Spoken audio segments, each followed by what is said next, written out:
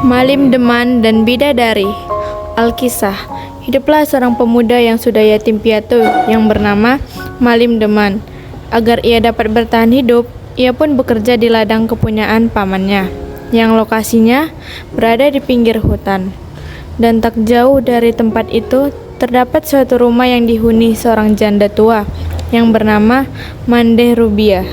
Wanita tersebut yaitu wanita yang baik dan juga akrab dengan Malim. Ia sering memasakkan Malim makanan saat Malim menjaga ladang pamannya di malam hari. Bahkan Malim juga sudah dianggap oleh wanita itu sebagai anaknya sendiri.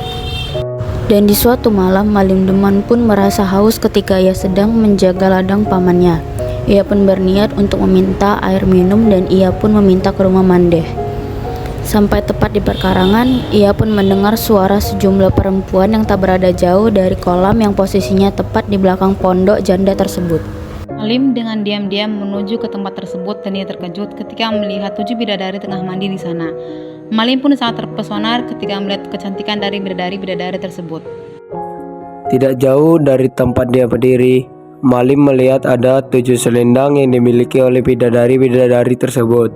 Lalu ia mengambil satu selendang yang ternyata selendang tersebut dimiliki oleh bidadari bungsu.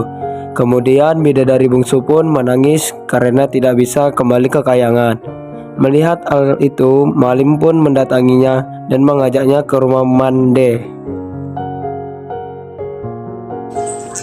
Pada saat itu, Malim semakin sering ke rumah Mandeh untuk menemui putri bungsu. Pada akhirnya, mereka pun saling jatuh cinta dan memutuskan untuk menikah.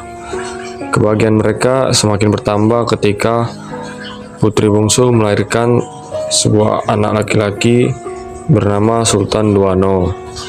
Namun, kebahagiaan mereka hanya sebentar dikarenakan Malim yang sering minum-minum dan mulai berjudi, hingga tidak pulang ke rumah.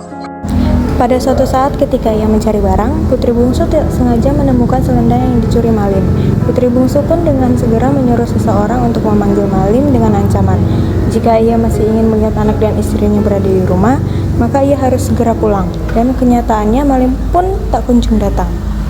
Pada akhirnya putri bungsu memutuskan kembali ke kayangan dan serta membawa anak lakinya tanpa memberitahu sang suami. Sedangkan di bumi Malim kembali ke rumahnya dengan perasaan yang sangat menyesal karena telah tak melihat anak dan istrinya lagi di rumah.